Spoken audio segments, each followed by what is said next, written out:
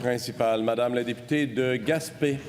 Monsieur le Président, après 4 ans de gouvernance caquiste, les régions restent sur leur faim quant au manque d'ambition et de vision de la CAQ en développement régional. Leur bilan relève purement de l'improvisation. C'est une annonce sur le transport aérien qui est une risée pour les gens des régions qui veulent voyager dans les grands centres. C'est l'annulation de l'échéancier pour le retour du train à Gaspé. C'est une délocalisation de fonctionnaires en région qui n'accorde aucun pouvoir de décision. C'est absolument rien pour revitaliser les villages ou encore contrer la crise du logement qui frappe durement les régions. Par-dessus tout, Monsieur le Président, la CAQ maintient le déficit d'investissement en infrastructures régionales libérales. Dans leur dernier PQI, c'est 11 milliards de dollars qui manquent pour les besoins en région. Que ce soit en santé, en éducation ou en transport, les gens des régions sont tannés de toujours passer en dernier. Cette réalité, on la vit depuis trop longtemps chez nous. Alors, ma question est simple. Est-ce que le gouvernement reconnaît qu'il y a un déficit d'investissement de plus de 11 milliards de dollars en infrastructures régionales? Madame la ministre déléguée à l'économie.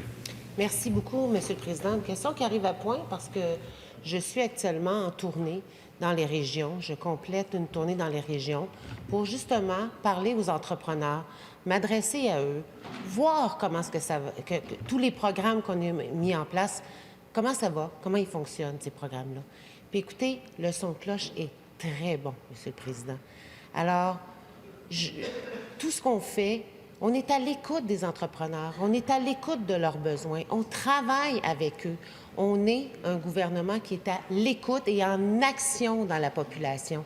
Alors, je pense qu'on va continuer à faire ce travail-là et je pense qu'on va pouvoir y arriver. Merci beaucoup, Monsieur le Président. Première complémentaire, Madame la députée de Gaspé.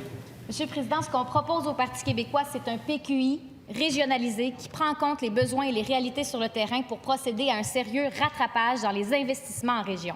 11 milliards de plus pour les régions sur 10 ans décidés. En région, c'est ça qu'il faut pour leur permettre de se développer à leur plein potentiel. Est-ce que le gouvernement s'engage à faire ce rattrapage de 11 milliards essentiel pour la vitalité de nos régions? Madame la présidente du Conseil du Trésor. Oui.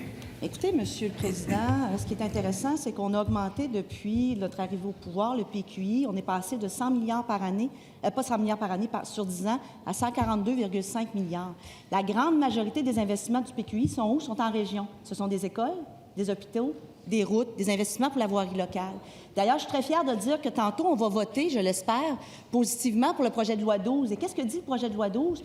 Que les marchés publics gouvernementaux, qui sont les contrats de construction, entre autres, qui découlent du PQI, devront favoriser les retombées économiques en région, favoriser les entreprises en région. Alors déjà, présentement, le PQI est à l'œuvre pour favoriser les régions. Deuxième complémentaire, Madame la députée de Gaspé. Monsieur le Président, on a beau parler de chiffres, c'est 11 milliards de dollars manquants, un sous-financement en investissement régional dans les infrastructures. Les libéraux ont aboli le ministère du Développement régional qu'on avait créé. La CAQ poursuit cette vision libérale en ne décentralisant pas les pouvoirs en région. Les gens de chez nous sont bien déçus du bilan caquiste. Ce qu'ils veulent surtout, c'est pouvoir décider eux-mêmes ce qui est bon pour leur développement. Le Parti québécois souhaite le retour du ministère des Régions avec des antennes partout au Québec. Le gouvernement va-t-il s'engager à le faire ou va-t-il poursuivre l'œuvre du saccage des libéraux? Madame la ministre des Affaires municipales et de l'Habitation. Oui. Alors, Monsieur le Président, c'est quand même important de mentionner qu'on a signé un pacte fiscal avec les municipalités, avec l'UMQ, avec la FQM. Dans le pacte fiscal, Monsieur le Président, il y a un fonds région ruralité, l'ancien phare. Et oui, c'est 1,3 milliard qu'on a investi dans le fonds région ruralité.